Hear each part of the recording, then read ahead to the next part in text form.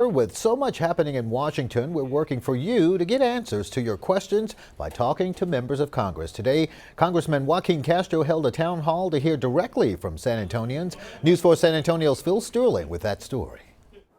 Congressman Joaquin Castro brought about 100 people to Our Lady of the Lake University to this auditorium that you see behind me on the west side. Many of them were concerned about DOGE cutting social programs.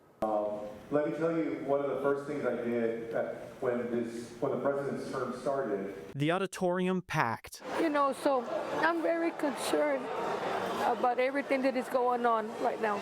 Many at Congressman Joaquin Castro's town hall at Our Lady of the Lake University shared the same sentiment, and social programs were top of mind. What am I gonna do? I'm old already.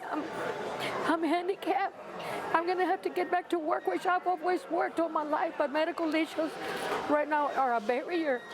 But Castro was not only there to talk about Medicare and Medicaid. The president is recklessly trying, and I believe illegally, trying to shut down the Department of Education.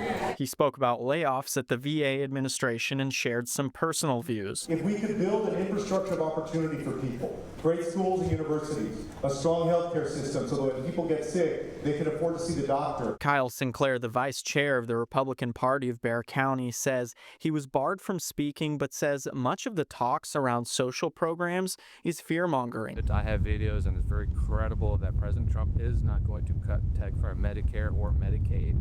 We asked Castro the same question. The Republicans have already passed a budget resolution that calls for these cuts.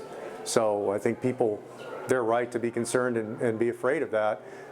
Donald Trump was asked in a cabinet meeting last month if he would cut Medicaid. He said he would not cut Medicaid, Social Security, or Medicare. Castro said after listening to voters in the town hall meeting, he wouldn't vote for any legislation that would propose cutting those programs. Phil Sterling reporting for News 4 San Antonio.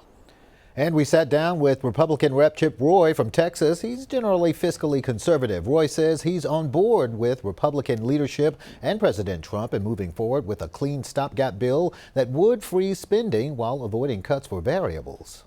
In my view, freezing spending at current levels and then empowering Elon, empowering the president, that is a wise move to set us up for success to deliver for the American people. You have to have some anomalies in there, is what we call them in Washington, which means some variabilities for defense, for veterans and other things in contracts and when things expire. So you have to make some tweaks, but it'll be a true spending freeze, keeping spending levels at current levels. Democratic leaders are blasting the bill, warning it could cut money for health care, nutritional assistance, and veterans benefits. Roy says he supports the bill because Elon Musk is able to identify government waste, allowing the president to make those decisions. House Speaker Mike Johnson is hoping to pass this continuing resolution with only Republican votes. I think most Republicans are going to be able to get there. And I understand why some of my Republican colleagues are saying, look, I don't want to fund USAID. I don't want to fund Planned Parenthood. I don't either. But what I do is I trust this administration to use the dollars wisely, follow the law, but limit the use of those dollars for things that we don't think are appropriate, and then set us up for a successful appropriation season this summer. After the House, 7 Democratic votes are needed to pass in the Senate. No agreements have been made so far. Congressman had passed a short-term funding bill last December. It only funded the government through March 14th.